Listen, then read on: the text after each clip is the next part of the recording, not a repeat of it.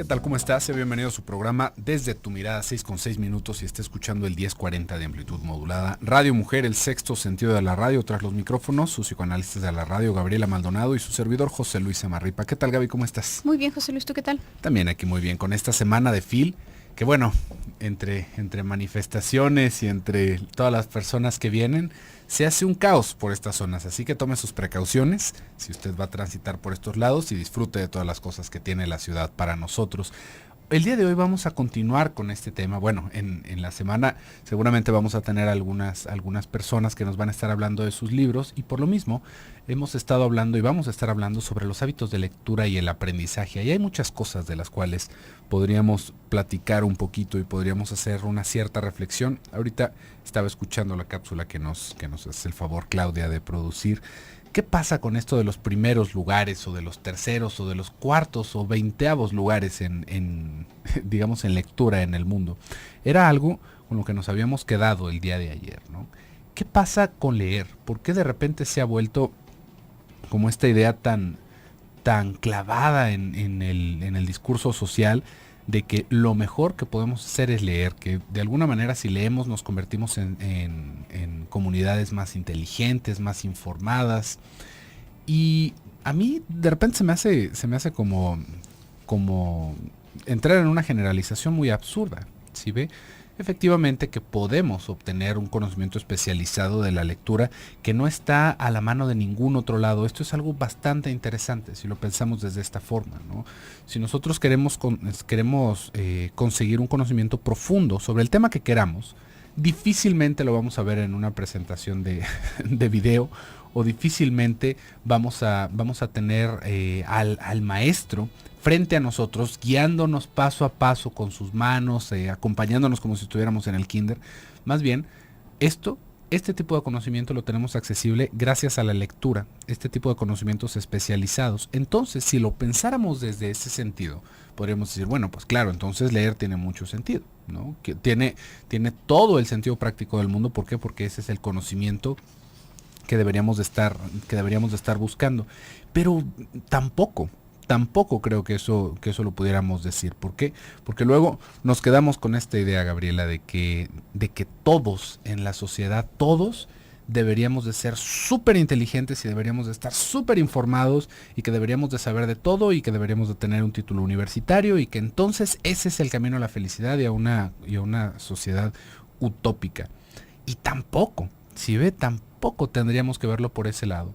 Definitivamente tendríamos que estar informados, tendríamos que leer, tendríamos que conocer lo que está alrededor, pero ahorita creo que hay muchas más herramientas, aparte de los libros, que nos permiten acceder a este tipo de información. Ahorita, con la explosión del internet, que ya tiene bastante tiempo, tenemos ahí el portal abierto a todo el conocimiento de nuestra raza humana, ¿no? De toda nuestra especie. Y lo que se nos ocurra buscar lo vamos a encontrar.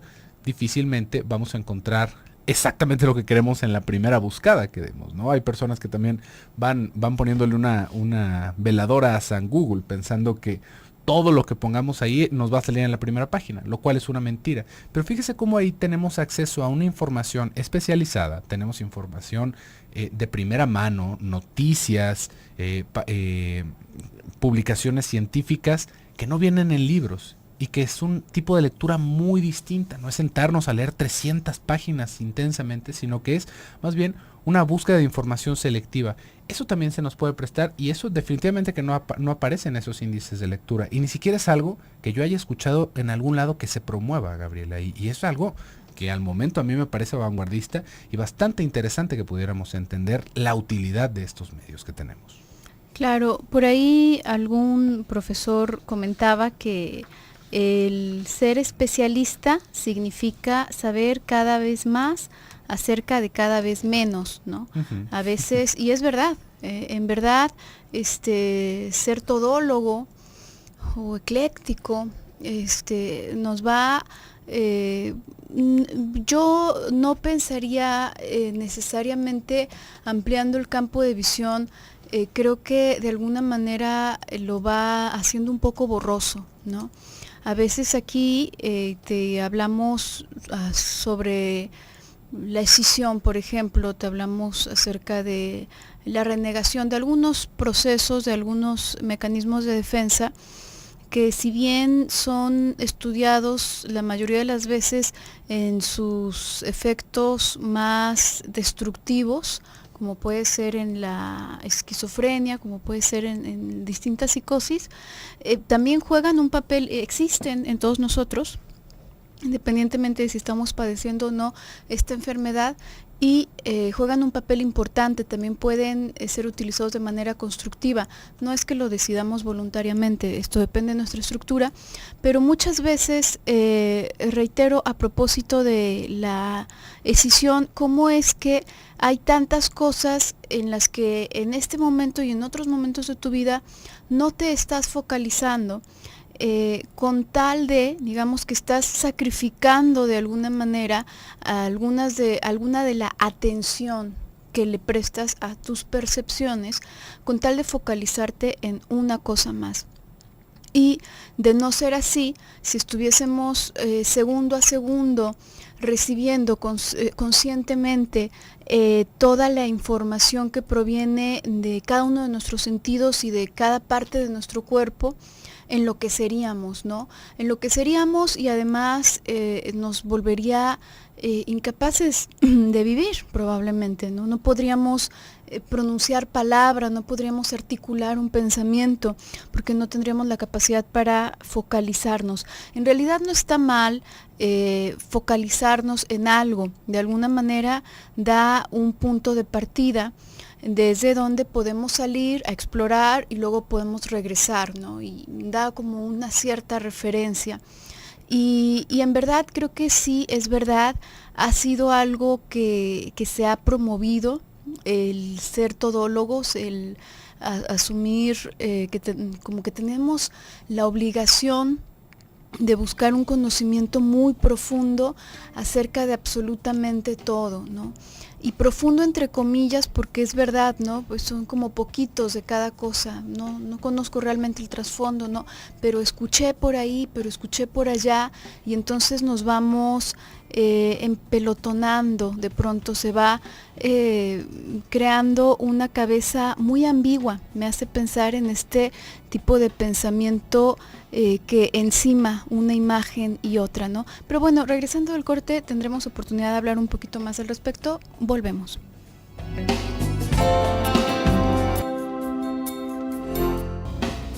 Estamos de regreso en su programa Desde tu Mirada y estamos hablando el día de hoy sobre los hábitos de lectura y el aprendizaje. Y antes del bloque comercial estábamos pensando un poquito sobre qué pasa con esta utopía de que todos deberíamos de ser súper especialistas en todo lo que nos encontráramos, lo cual es totalmente una mentira. Y cómo, de alguna manera, el utilizar esta bandera o esta excusa de que deberíamos de leer, a veces nos lleva a cometer como una lectura automatizada. Es una cosa bastante interesante si lo pensamos desde ese trasfondo, porque nos topamos con un problema y este es como la manera lógica y más humana de intentar atacar cualquier situación que nos pasa, ¿no? Tenemos un problema. ¿Cuál es el problema? Pues que tenemos una falta de cultura y una desinformación terrible. Entonces, ¿qué es lo que necesitamos? Leer. Perfecto, pongámonos a leer. Pero pongámonos a leer ¿qué? ¿Qué es lo que nos tendríamos que poner a leer realmente para dar eso, para darle un giro a esto? Porque de repente decimos, sí, es que hay que leer, y vemos a los niños con sus 14 libros de Harry Potter, y bueno, nos parece que estamos haciendo una revolución intelectual, porque los niños se chutaron los 14 libros de Harry Potter, quién sabe cuántos sean, la verdad. Pero decimos, es que mira nada más, qué niño tan inteligente, tan prometedor. O vemos a otro muchacho que tiene libros y libros y tomos y decimos, mira, ese muchacho qué interesante, que todo lo que lee, todo lo que debe de saber. Y vemos que son 40, 50 tomos de novelas fantásticas que bueno, le deben de haber dado unos momentos de diversión increíbles a la criatura, pero que más allá de eso, pues ni se informó, ni se hizo más culto. Podríamos decir, bueno, pues está mejorando su ortografía, está mejorando su capacidad de expresarse, vocabulario. Ah, por supuesto, fabuloso. Pues eso sí, eso es una cosa que genera la lectura, ¿no? Pero ¿de qué se informó? Se informó de la guerra de los dragones en el reino de Kryn. ¿Y pues, eso qué? ¿No? ¿Eso a dónde nos lleva? O que si la varita de Harry Potter, o que si los hombres lobo y los vampiros. Eso no nos informa de nada, ¿sí ve?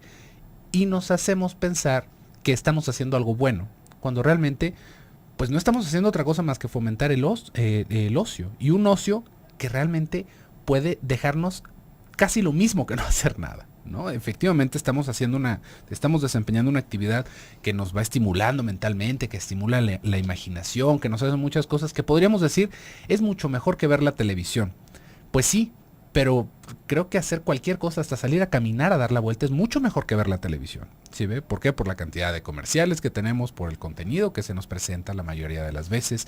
Entonces no es un buen indicador decir esto es mejor que ver la tele, porque mejor que ver la tele, hasta hacer sentadillas es mejor que ver la tele. ¿Sí ve? Entonces, ahí, ¿cuál es el punto de leer? ¿Qué sería lo que tendríamos que perseguir leyendo? Porque luego escuchamos ya estos discursos revolucionarios, ¿no? Es que un pueblo ignorante es un pueblo que se somete, es un pueblo... Y sí, esto es una realidad. Y en algún momento vi un documental, Gaby, interesantísimo de los campesinos en la época medieval. Esto en el siglo, no me acuerdo si era el siglo XIV, una cosa así. Ahorita le busco el dato, pero lo que más me llamó la atención es que era en el medievo. Y los campesinos, así como nos los pintan en el medievo, pues eran las personas más brutas que nos pudiéramos imaginar. Imagínense, pues no había acceso a la educación, ¿no? ¿Cuáles universidades en esos entonces, ¿no? Eran oficios, lo que sabían la mayoría de las personas, y eran sirvientes de un rey, ¿no? Eran personas que no tenían la mayor aspiración en nuestras ideas modernas, ¿no? O sea, eran y en campesinos. general todo el conocimiento estaba castigado porque era el medievo. Nos va quedando esa idea, y eso fue lo que me llamó más la atención. Se llamaba la revolución o la revuelta de los campesinos, y es un pedazo de historia que nos enseña un poquito más de cómo era la vida de los campesinos en esos entonces. Y hay historiadores que se han dedicado a investigar al respecto, y es interesantísimo porque un campesino en esos entonces, ¿no? Es un siervo, se llamaban en esos entonces, no era un campesino específicamente, era un siervo, que podía ser una persona que cosechara el trigo, era una persona que podía estar haciendo arado para algún otro tipo de semilla, que podía hacer textiles. Personas con oficios tan básicos en el medievo, ¿no? No teníamos ahí nadie que ensamblara celulares como para que tuviera un conocimiento técnico de electrónica. Personas con conocimientos tan básicos estaban organizados como una sociedad civil, Gabriela, que tomaron el castillo del rey de Inglaterra. Y no solamente hicieron eso, atraparon al tesorero porque los estaban estrangulando con los sueldos, entre comillas. Sí, con los impuestos que les cobraban. Los estaban estrangulando. Y resolvieron que se tenía que hacer una toma violenta del poder. Quemaron libros de leyes en donde estaban oprimidos por los impuestos, agarraron al tesorero, lo decapitaron, agarraron a otra persona del Estado. Hicieron un cazadero de políticos horrible, también lo podríamos pensar. Pero fue la manifestación del pueblo, imagínense, en esos entonces, de los campesinos hacia un rey. O sea, ni siquiera era una situación de personas informadas. Y ahorita nos vamos dando cuenta cómo esos campesinos tenían un conocimiento básico de leyes, tenían un conocimiento, aparte de su oficio, tenían un consejo, tenían un concilio, tenían expertos en impuestos. Y uno podría decir, eso es informarse, eso sí es ser una sociedad civil organizada. Y interesante, ¿cuál fue el final de esa revuelta? ¿No? Ahorita pensando en todo esto, ya tenían tomado el castillo estas personas, y eso fue lo que más me llamó la atención. Y el rey, al verse acorralado, sale con su ejército y les dice, síganme a mí. El rey atrapa a algunos de los líderes, los ejecuta, haciéndoles pensar que iban a tener un trato, y después de eso, síganme a mí. Y ahí se acabó la revolución, y bueno, fue una cosa terrible para los campesinos porque le creyeron al rey. Digo, que nos quede como moraleja, que se quiso meter como el pueblo, pero ahí, a final de cuentas, vemos una sociedad organizada que sí se informó, y no por estar leyendo a Harry Potter, sino que se informó de los asuntos que como pueblo les competían. Sí, y es que la cuestión acá es que tener mucha información no nos hace inteligentes. Una persona inteligente, y esto es algo que verdaderamente creo que debería de quedarnos muy claro, alguien puede tener 1000 títulos y esto no lo hace precisamente una persona inteligente. La inteligencia tiene que ver más bien con esta capacidad y sagacidad a veces para dirigir los deseos, los propios deseos, hacia el mundo real. Saber realmente cómo es que tengo que moverme, cuáles son las consecuencias y para en este proceso evidentemente que voy a necesitar buscar alguna información, ¿no? Pero la información por sí sola no es nada. No es absolutamente nada, no nos sirve tenerla acumulada, no nos sirve tener aquellos alteros y alteros de libros o de palabras, sino la podemos aplicar en algo. Ahora, evidentemente va a haber cosas que te puedan despertar curiosidad y que no vas a poder aplicarlo de forma práctica, así concretamente.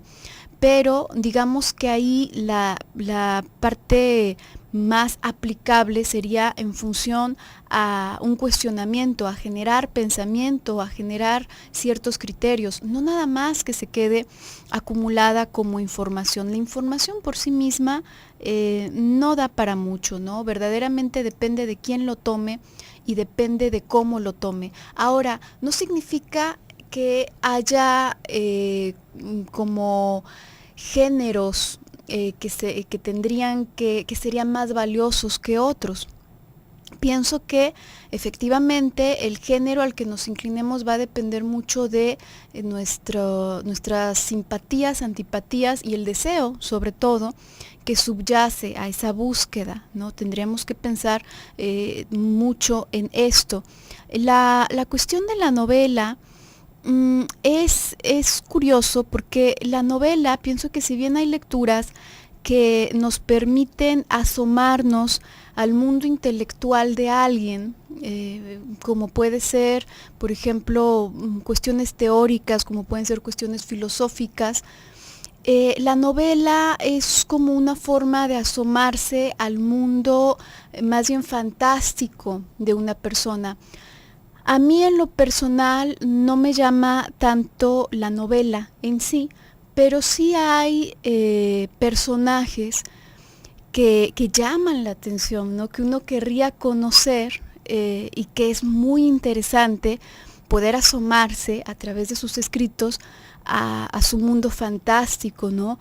Y hay otros autores que verdaderamente, pues simplemente no despiertan ese interés. Eso ya va a depender de cada persona, de los gustos personales y también de qué te lleva hasta ahí, ¿no? Si lo que estás buscando es la fantasía de alguien más, si lo que estás buscando es conocer más a un determinado autor, digo, en verdad lo que nos mueve hacia determinados lugares es lo que le va dando una cierta calidad de cómo vamos a utilizar ese conocimiento o si lo vamos a utilizar.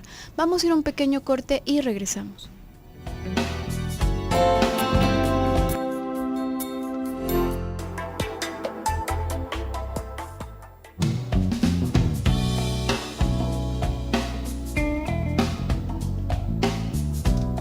Estamos de regreso en su programa Desde tu Mirada. Ya estamos en el último bloque del programa del día de hoy, que hemos estado hablando sobre hábitos de lectura y aprendizaje, y una vez más sale esta estadística, ¿no? 2.94 libros. Yo me quedo pensando, se me hacen los ojos así como chalados.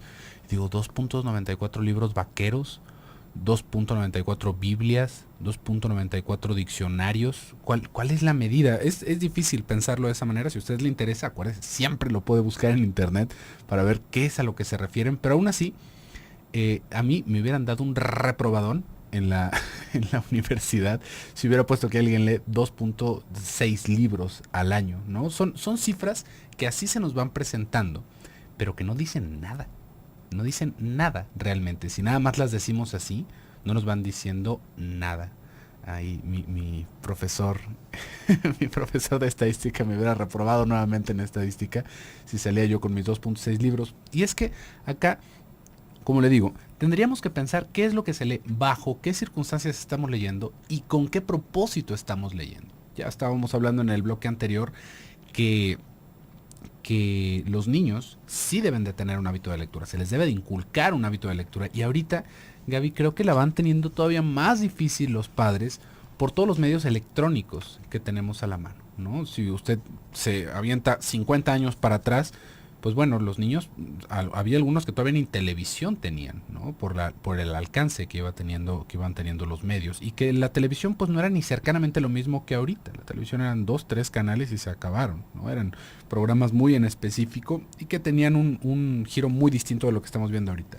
Y en estos tiempos, los niños bombardeados con 400 canales en el cable, con 20 dispositivos electrónicos que tienen colores, que tienen sonidos, que tienen juegos, que si no es el videojuego es el teléfono, si no es el teléfono es la tableta, si no es la tableta es la computadora de escritorio, van haciendo todavía más difícil que a los niños, me parece, les interese agarrar un libro. ¿Por qué? Porque un libro no presenta como este factor lúdico que van buscando muchos niños. Antes podíamos tener nuestros libros infantiles, usted tal vez se acuerda de los libros de Disney, de la enciclopedia de Snoopy, de algunas enciclopedias que eran para niños, que tenían un contenido atractivo. ¿Por qué? Porque tenían dibujos, porque tenían actividades.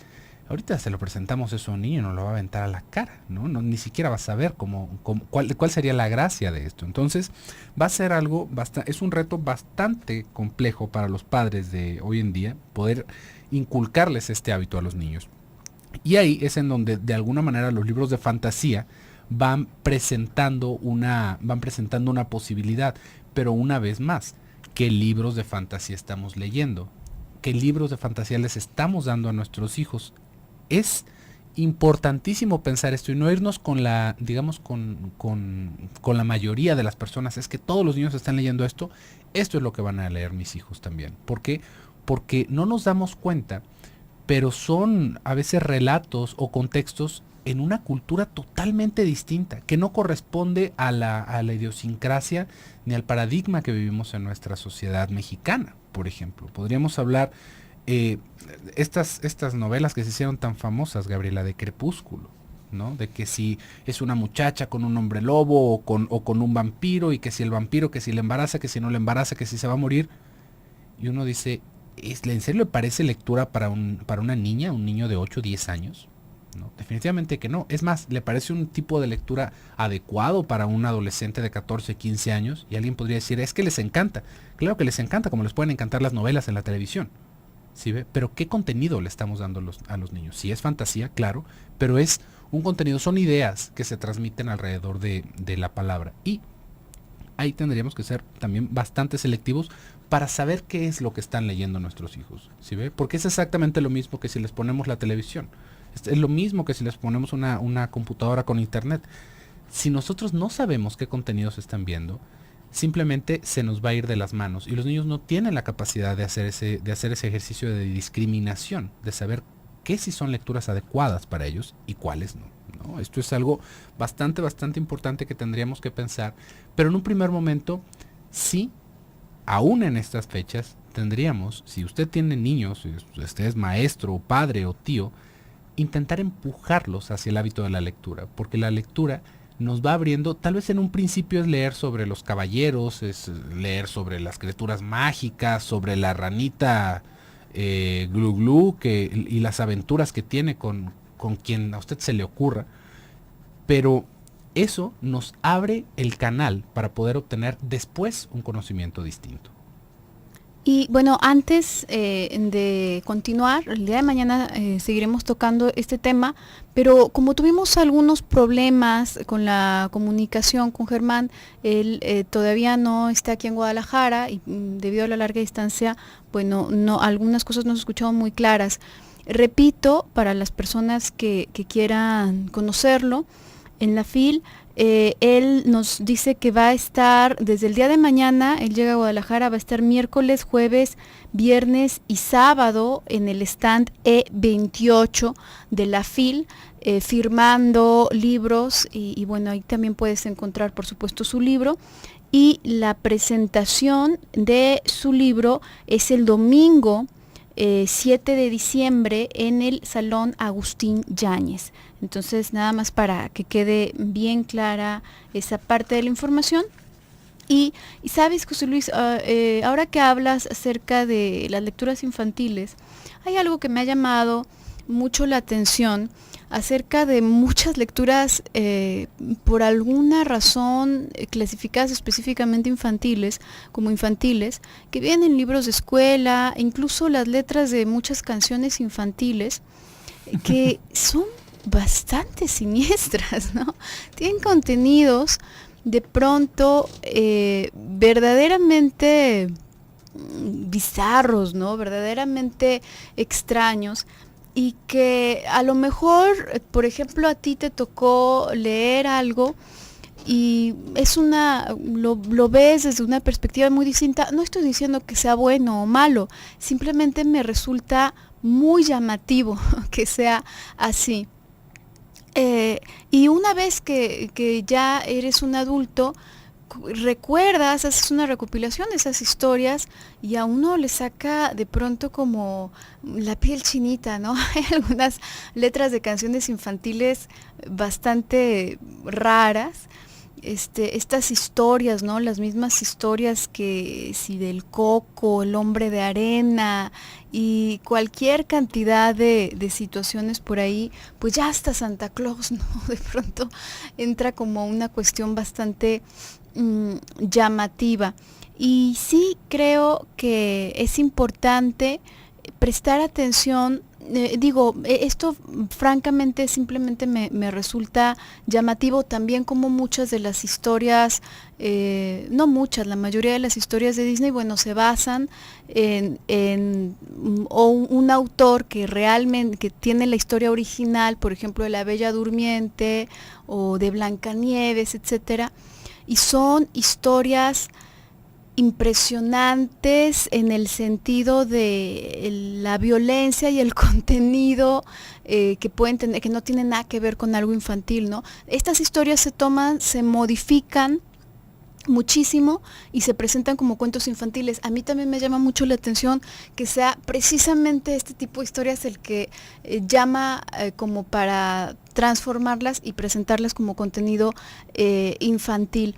Pero a final de cuentas, en esto que tú comentas, José Luis, de prestar atención, pienso que sí es importante, sobre todo, creo, que se puedan interesar los papás por las actividades de los hijos, porque pensando en estas historias bastante raras y como siniestras de repente, que se leían cuando eran niños, me hace pensar también en el diálogo infantil de muchos niños. Muchos niños hablan sin estructura, hablan como con el inconsciente casi. Y los papás ni cuenta se dan porque no les prestan atención, llegan a platicarles que hicieron, que atravesaron mundos y los papás simplemente dicen, ajá, ajá, ajá, qué padre. Y es muy importante prestar atención, tener interés en lo que hacen y en lo que leen los niños. Por el día de hoy se nos ha terminado el tiempo, yo me despido, soy Gabriela Maldonado. Yo soy José Luis Amarripa, que tengan muy bonita tarde y nos escuchamos mañana en punto de las 6. Hasta entonces.